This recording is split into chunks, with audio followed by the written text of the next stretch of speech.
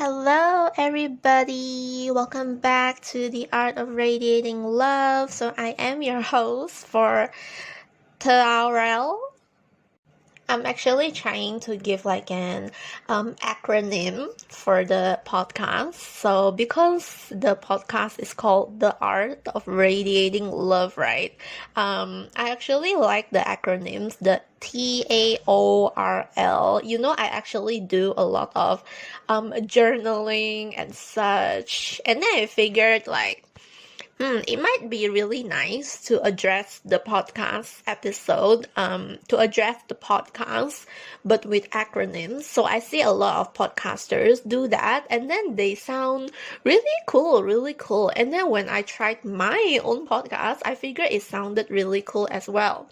So after some testing out how it would sound and such, I figured that sometimes I can call it TRL, because the acronyms for the Art of Radiating Love is the Art of Radiating Love, TAORL.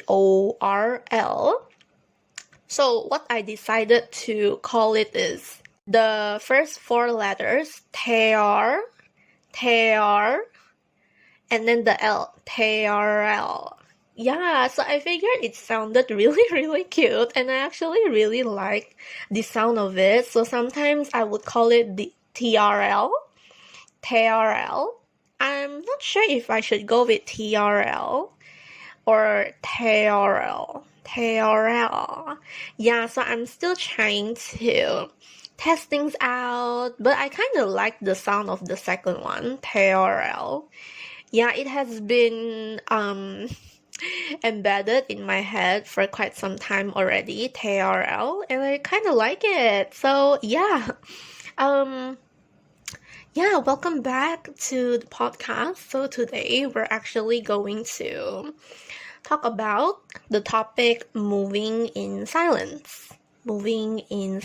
So this term, moving in silence, has been used a lot, but we will dissect that in a bit. Alright, so as usual, before we start the podcast app, I'm just going to go through some of my life updates and such. So first of all, life update, I'll just tell you what have I been up to. So recently, I actually went online shopping. I was actually shopping for my trip, and I kind of bought a no heat silk hair curler.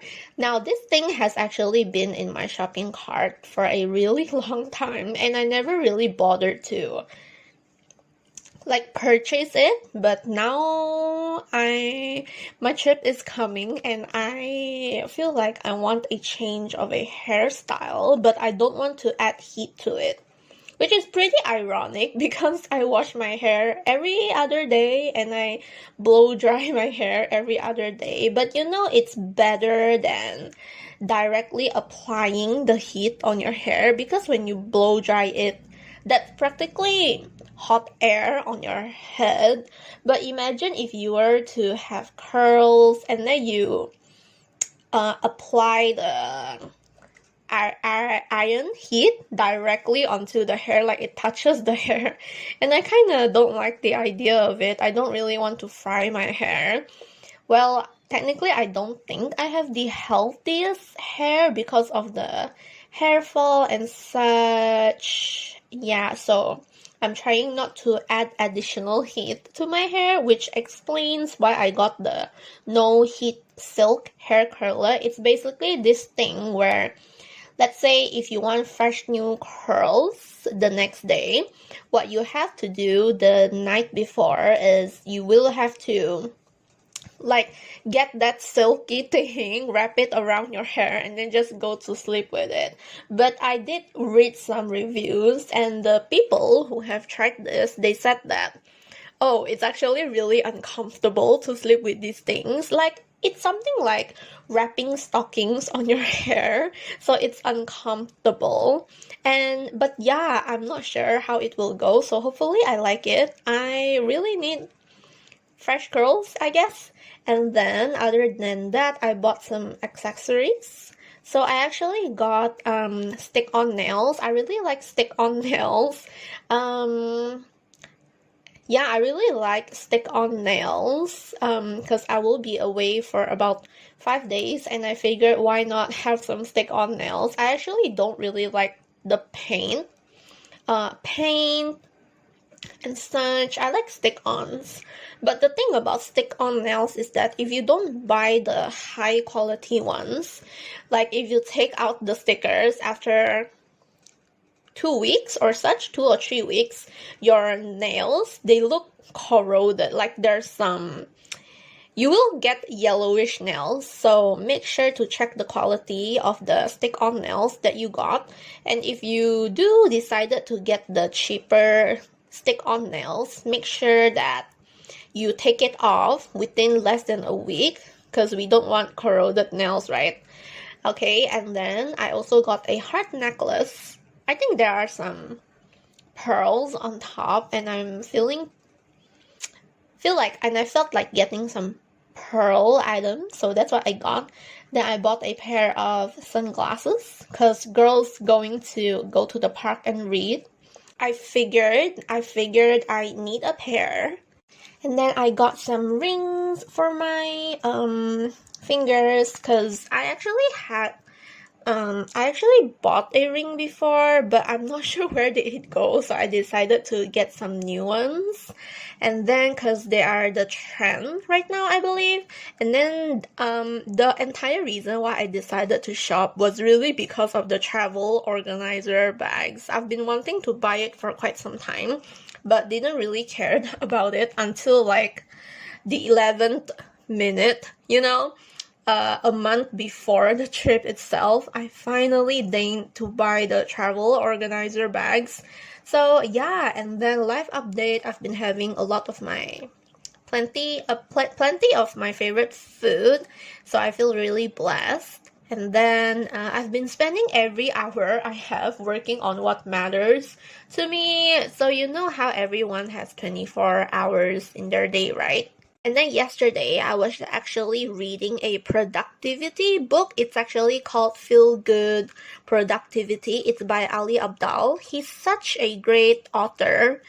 This is his first book actually, but I think this book is really great.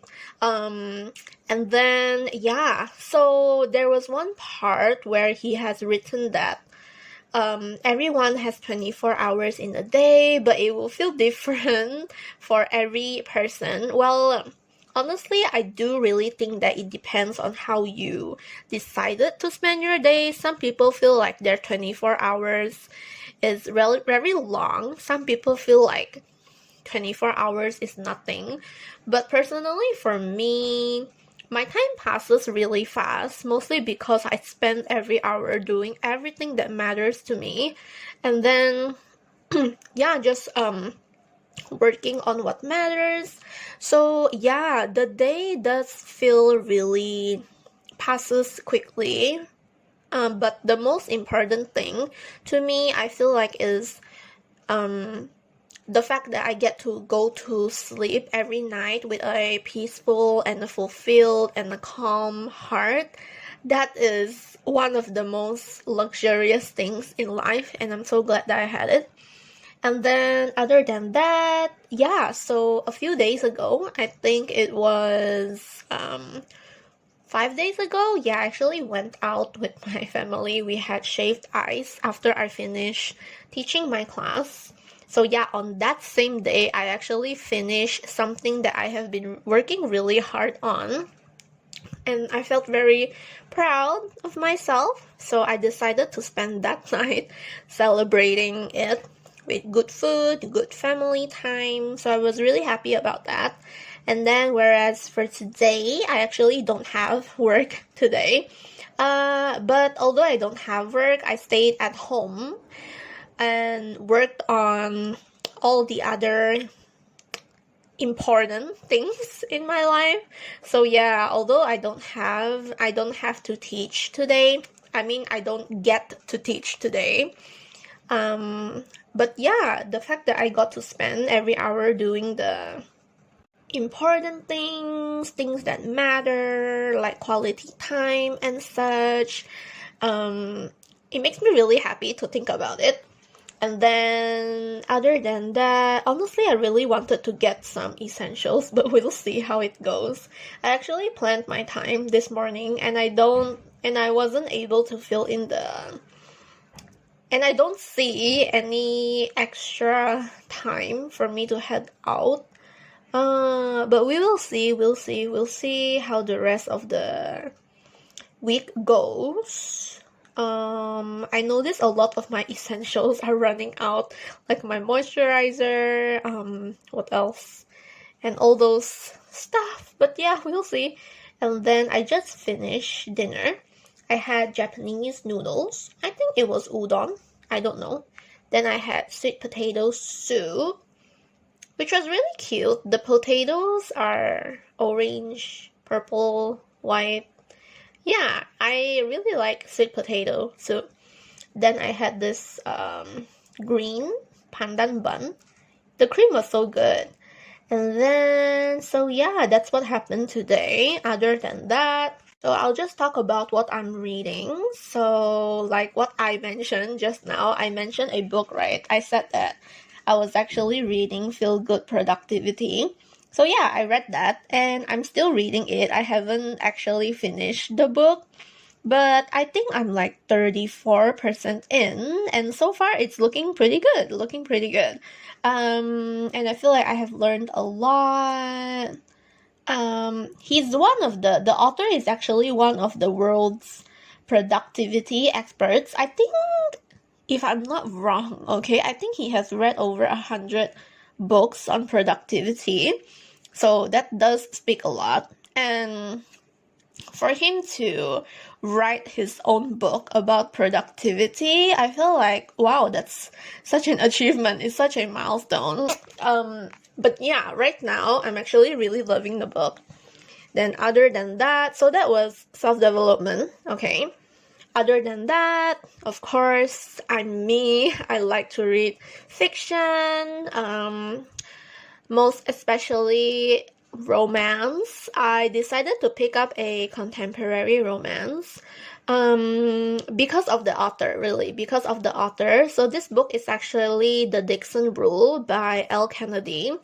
I have read a lot of Elle Kennedy's books. She's really famous for her Briar U books, her hockey romances, and this book is also a hockey romance. The guy plays hockey for a school. Yeah, I really enjoy all of Elle Kennedy's hockey romances. I enjoy every one of the books, especially this one. I think among all the books that I've read from her, this is my second favorite of hers, which does speak a lot. Okay, so I think I've read like 10 books in total for her hockey romances. I don't exactly remember the series. Hold on, let me think. Oh yeah, she has one series called the Off-Campus series. I think it was 4 books. And then after that, she has another series which takes place in the same world. It's called The Briar U, which is also 4 books, I believe. And then the next series, she's actually writing her next series, which is the children of the characters from her previous 2 series. It's like a generational thing. Yeah, and I really enjoyed it, okay? The Dixon Rule is so good. I love the heroine, and I love the hero. So if you don't know Elle Kennedy, you should know her. She's really famous in the romance genre, especially contemporary romance. She's really famous in her hockey romances, so please check her out. And then I'm reading Story Brand. I believe I'm like 80% in. I'm not sure if I'm 50 or 80%, but yeah, I think I am 50 or 60% in, and the book is so good. It talks about how to build a brand, and it's so insightful. I've learned a lot from it. And then other than that, because I read The Dixon Rule, I decided to reread another one of Al Kennedy's books that I've read before, and it's called The Wrist. It's from her Briar You series. The Wrist is actually my ultimate favorite book because of Jake Connolly and Brenna. Brenna is the heroine. Oh my gosh, I love the book so much. I've read it like, this is my third time rereading the book. The last time I read it was 2022. I think that was my second read. And then 2024, this is my third read. I still love it. Still rated it 5 stars. Just, you can't go wrong with Al Kennedy's writing. And then right now, I'm actually reading Julie Soto's second book, which is Not Another Love Song. I remember reading her first ever book. It's called Forget Me Not. I remember reading it in an airplane when I went on a friend's trip with my besties. And on the way there, I was reading Julie Soto's first book, Forget Me Not, and it was so good. I love the hero so much, and the heroine, but her heroes are just wow. And then this second book that she has written, Not Another Love Song, it's actually one of my highly anticipated releases. Yeah, I'm loving it so far. I think I'm 12% in, but I'm actually planning to read it tonight before I sleep. So hopefully things don't go out of hand, like what happened with The Wrist. Okay, the thing about The Wrist is, because I love that book so much, I actually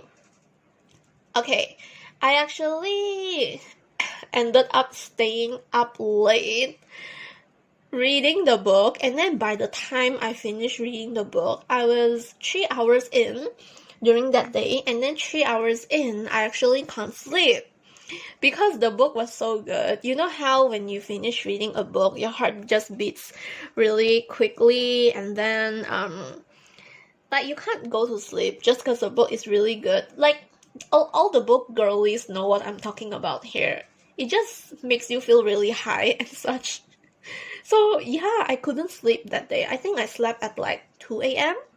1 or 2 a.m. like really late. So yeah, this is what happens when you read such a good book. It happened to me when I read Iron Flame.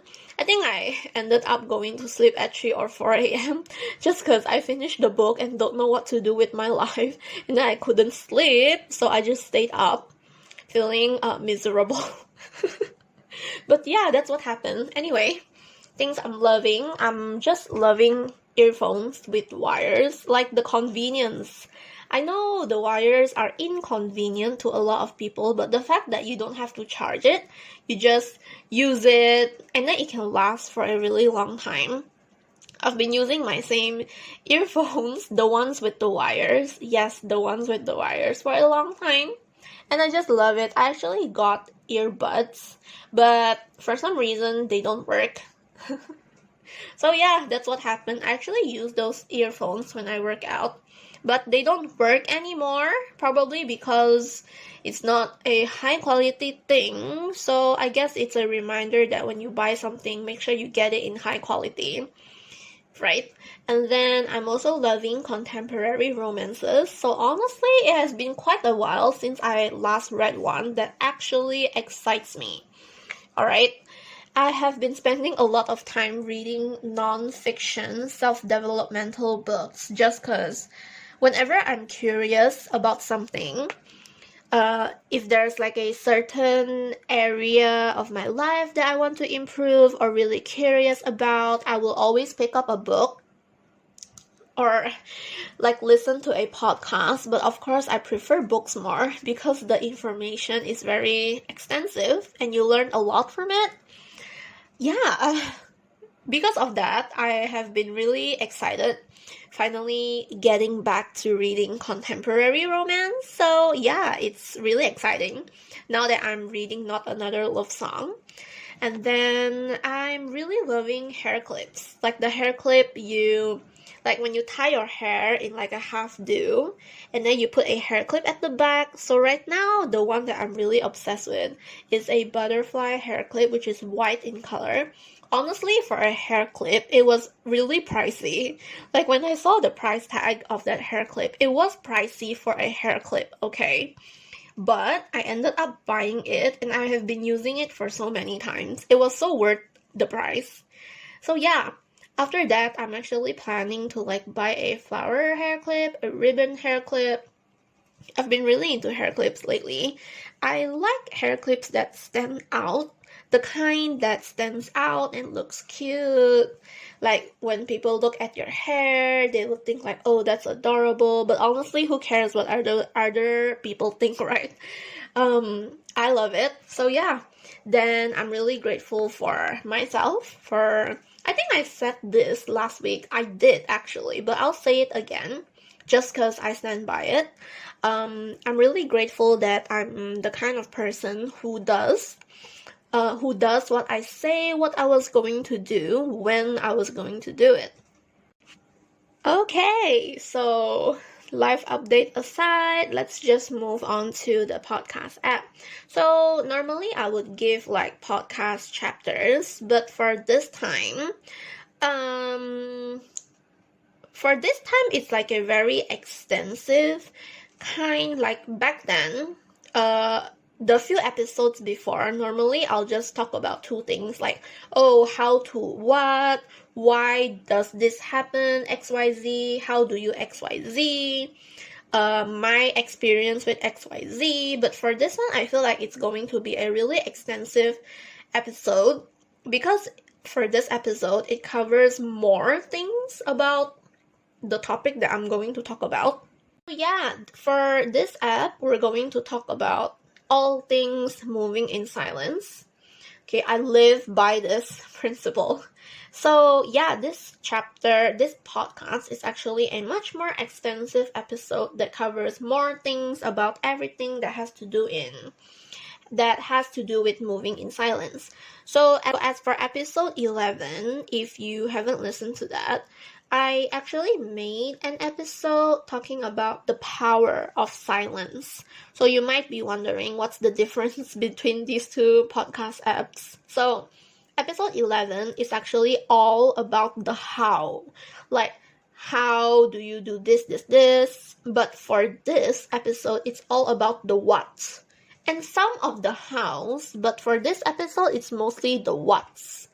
You know, if you want to know the hows, go to episode 11 because this episode is mostly the whats. For example, what is moving in silence, what are the benefits, and there are a little bit of hows here and there, like how strategies and balancing openness and privacy. So yeah, let's just dive right in. Okay, so first things first, let's just talk about what exactly is moving in silence. So I'll just dive right deep in for the definition and philosophy behind it. So actually, when you talk about moving in silence, right, there are so many ways to define it, and then there are so many interpretations to it. So I'm just going to go through all that I have found from my research and studying prior to recording this podcast episode. But before that, okay, what inspired me to make this episode? So a lot of the episodes, they're actually inspired by my own life. So right now, I wouldn't say right now, I would say like these few years, especially this year, I have been really into moving in silence. The concept just interests me so much and I love it. So many months, so many years in, and I still love it. I even have a whole Pinterest board dedicated to moving in silence. I think I have over 160 plus pins all about moving in silence, that serves as my motivation and such. But yeah, whenever I look at Pinterest and I see these sayings about moving in silence, it just hypes me up. Like, it gives me the motivation, gives me the inspiration. It serves as a reminder that so many people are actually moving in silence, and the girls are actually they're encouraging you to practice this moving in silence, and more people are moving in silence. It has everything to do with the joy of missing out and such. So I'm really interested with this concept, and I have been living it for such a long time now, and I don't think I would go back. Do not disturb and airplane mode all the way, no shame. So yeah, let's just talk about the definition and the philosophy behind it. So for the traditional interpretation of moving in silence, so people would define it as keeping one's actions, plans, and goals private to avoid unnecessary attention or interference. So this approach emphasizes discretion and confidentiality while working towards personal or professional objectives. So the context here is for moving in silence, it's often associated with maintaining focus and minimizing distractions or criticisms. So yeah, this is true. I would say that when you're talking about professional settings, the work that you do, or maybe like whatever it is, okay, it is really important to keep your actions, plans, and goals private, just so that you can actually prevent all the unnecessary drama, attention, or people just interfering. People are always interfering. Like, it doesn't matter what you're saying. Even if you have somehow solved a global warming or anything, it's really like, as long as you're doing something reaching towards your goals, it's best to not say it out, okay? It is really important to know what to maintain quiet about, what to be discreet about. Yeah, so take the definition as what you will. And then the next one, when it comes to the strategic approach for moving in silence, definition-wise, it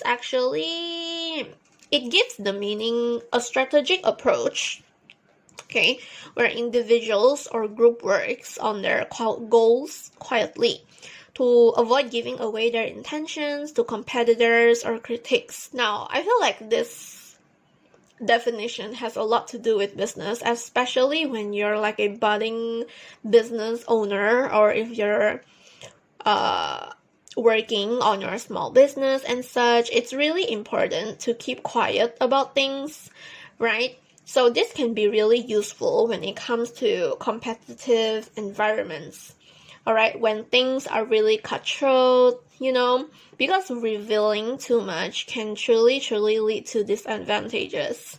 So yeah, context-wise, this is used in sports, business, other competitive fields, like even for your own personal life, all right? If you use this as your strategic approach, it feels to gain an edge by surprising opponents or avoiding premature scrutiny. So yeah, moving in silence all the way. It doesn't matter if you're actually working on your business, or if there's like a big project that you are really passionate about, don't tell people about it.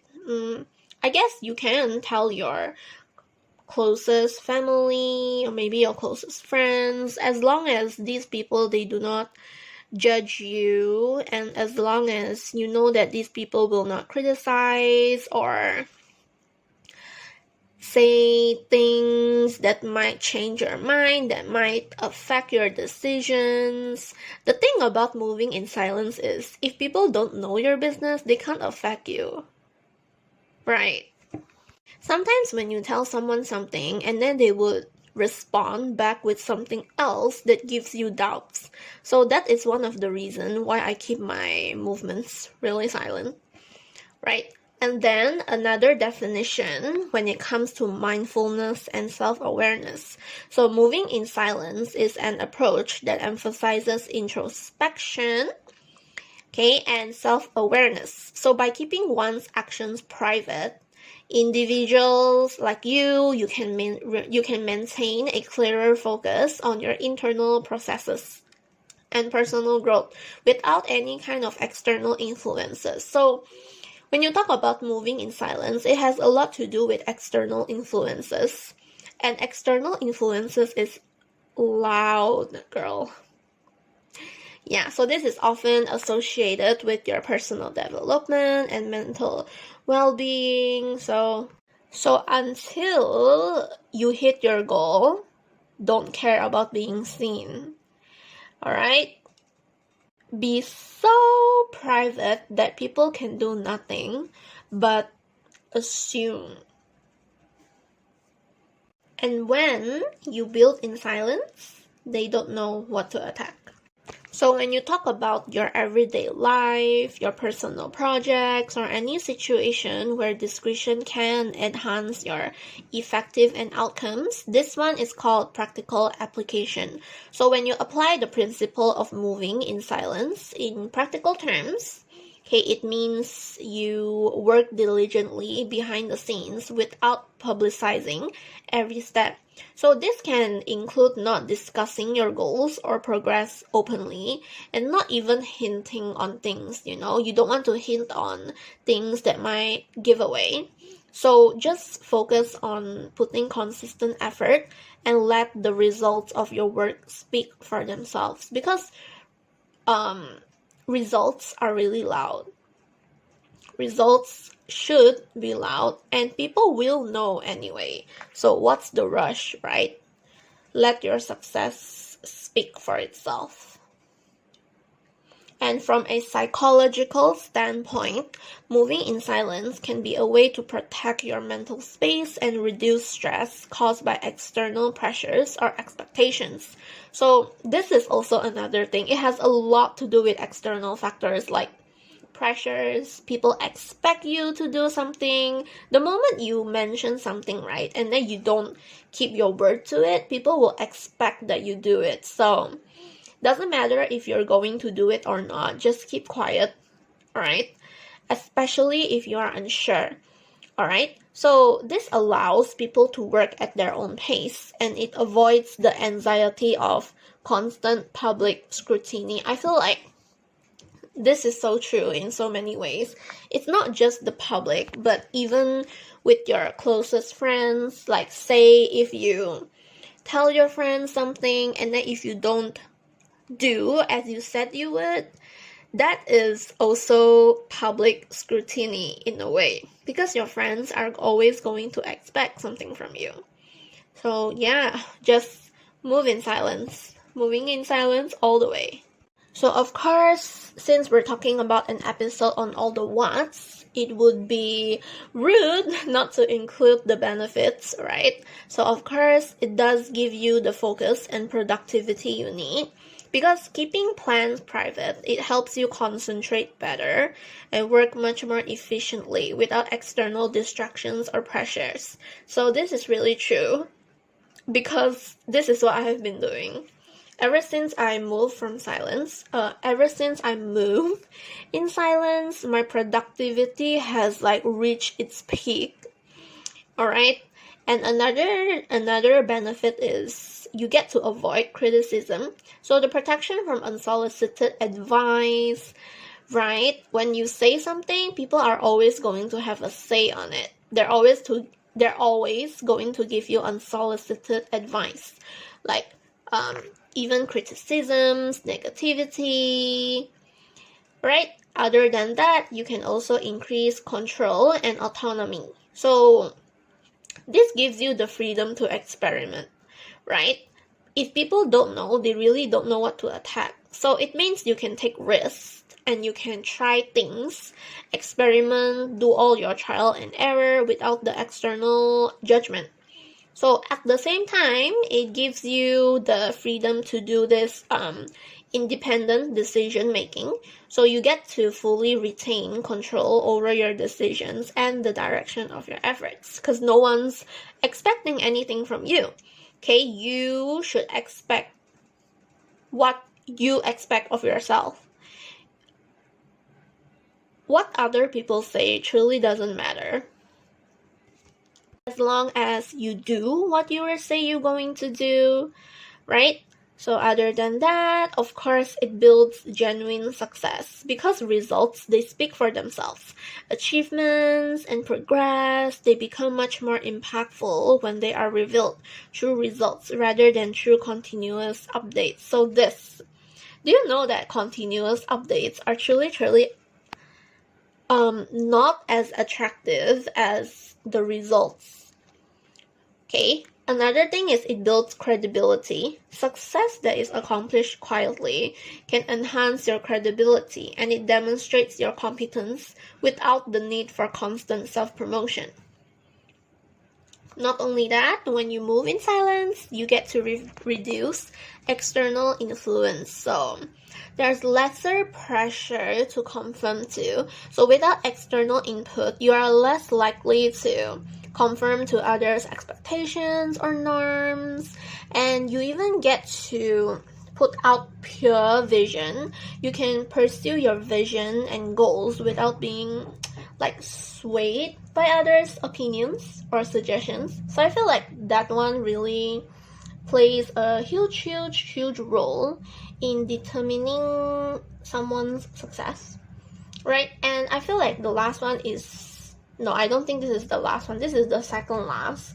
So for the second last, it improves mental well-being.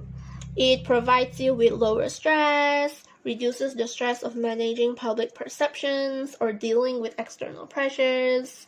At the same time, you get to focus on your personal growth. So it allows you to focus on personal growth and internal satisfaction without the added stress of external validation.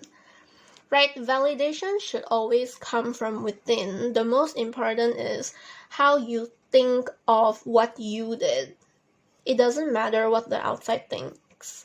As long as you like your work and you like what you have came up with, you like the results that you have put in. Okay, so last but not least, alright, strengthen personal discipline. Now this really builds up self-reliance. So it encourages self-reliance and the development of strong personal discipline. So it also gives internal accountability. So it promotes a sense of accountability to yourself rather than having to rely on external motivation or support. Doesn't that give you the peace? It's the best of the best, knowing that you can fully rely on your own and you don't have to rely on outside stuff to become motivated in what you're working on. And then next one. Okay, so those are all the benefits. So now we'll just talk about the strategies for moving in silence. So first of all, I feel like everyone knows this, but of course, setting clear and private goals. You have to define your objectives clearly for yourself, right? Secondly, the planning and execution. So when you plan, make sure you plan it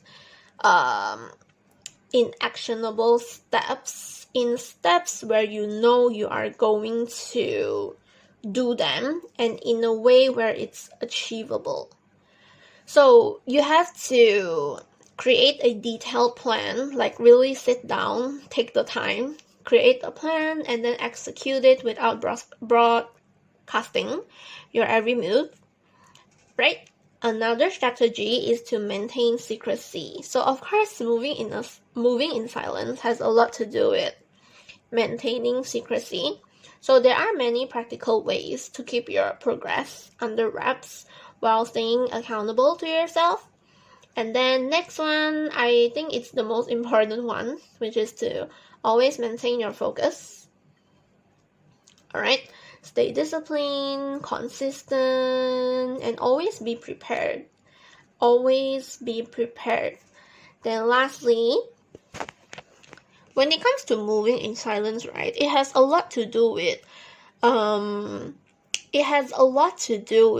whether if you should be open about this thing, whether if you should be private about it. So I guess it's really important to know when to share, you know. There are times where it will be really beneficial if you can share your plans, because at the same time you get to get input and advice from others. But of course, when you share, you have to share it with the people you trust and you know that will not sabotage your plans, right? Will not have a shift of energy. Okay, next one is to build a support system. Now for this one, I feel like I'm still working on this, trying to build a support system, but you do have to choose who to confide in and how to build a support network, all the while keeping most of your plans private. Another thing is to choose the right time to share. Sometimes when you want to share something, there are times where it's not suitable to share it, but there are also times where you should delay the sharing, put the rain check on it, and then do it the next time where you feel like it's suitable. But definitely no rush. Don't put your plans into jeopardy. Don't put your plans into jeopardy. What else? Do not compromise your plans. So yeah, choose the right time. And last but not least, practice selective sharing. Now this is something I'm really good at. I simply don't share a lot of things, and when I do, it's very selective, right? And lastly, if you choose not to share it with anyone, you can always use private channels. Like for example, Journaling is a really good practice actually, because at the same time, you're not really telling it to anyone, but then at the same time, you're actually letting everything out. You're pouring everything into your journal, right? And then the thing about journaling, based on my experience and based on what I see, what other people on the internet is saying, is that when you journal and put your thoughts into paper, you tend to have much more of a better clarity, and then you get ideas. You get ideas that you never thought you would have had you not journal it. So yeah, journaling is a really good habit to do if you're not doing it already. Okay, so of course, before we end the podcast, I will give you a task for you to implement on what you have learned today. So this is actually a really, I wouldn't say it's easy, but I would say it's more like you have to carve out time, maybe sit down for 30 minutes to an hour or so to create a confidential action plan. So here are the task details. So the objective of doing this task is to develop a detailed action plan for the current project or a goal that you wish to pursue discreetly. I believe there is something that you want to do, but you haven't actually sit down and figure out the why, the what, the how, the when to do it. Yeah, take the time, sit down and plan it. So here are the 5 things that you need to do. Do write it down if you need to. So firstly, you have to define your goal, just one goal, okay? Then after that, you have to outline the key actions. When you outline the key actions, make sure you simplify it, make it as actionable as it can be. Just write it in a way where you know you will do it. That's why we call it actionable steps, because these steps, you have already broken them down into ways where into like chunks and in a way where you can do it. Then other than that, the third thing is to set timelines to it. So give yourself a time. Now I feel like this timeline thing, I'm not really good at it. I normally set the what and the when. When as in like, when do I want to do it, but I don't actually give myself a deadline. I guess that is one of the reasons why my projects are never finished. But hey, to defend myself, technically the things that I'm doing right now, they take up a lot of time, and I don't think it's easy to just get it done quickly. Although if it's like a daily task, I do finish it up daily, but these things take time. Truly, a lot of things take time. So make sure you break it down into actionable steps. Like, what is one thing that you can do right now to help you achieve your goals? Say, maybe you want a six-pack ab. So what can you do? Maybe right now you can actually shop for a cute gym set. Maybe buy a set of running shoes if you don't have it already. So yeah, that's like one of the things that you can do right now. Or maybe you can just simply look at your calendar and figure out, oh, when can I block out time to actually put in my gym hours? Okay, that's the third. And then fourth, identify resources. So of course, you have to, if you have a goal, you want to pursue it, right? But maybe you don't know what to do first. So yeah, look for resources.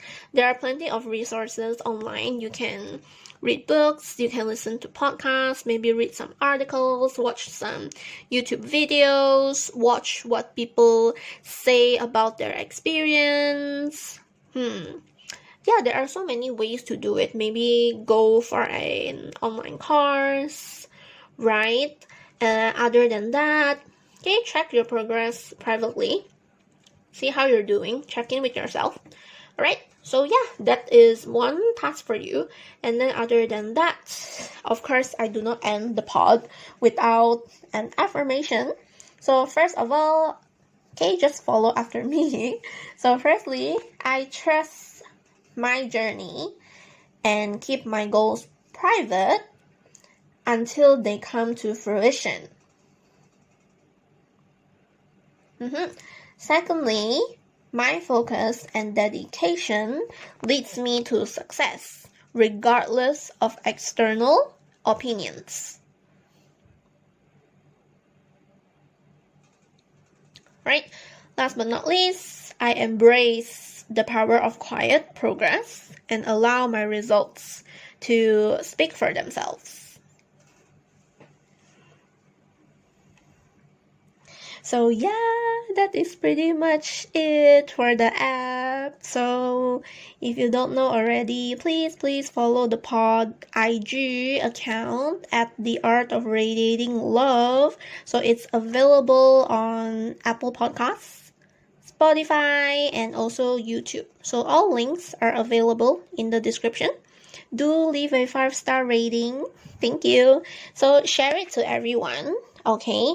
You can screenshot, send the link, send an email, do whatever you can so that you can bring this really important episode, Moving in Silence, to the people you love. Maybe there are people who need it. So yeah, send it to them. Then here's a reminder for you to make sure to put yourself first, take care of yourself, love yourself, and always radiate love. So again, I'm so grateful you're here. Thank you, and I'll see you in the next podcast episode. See you.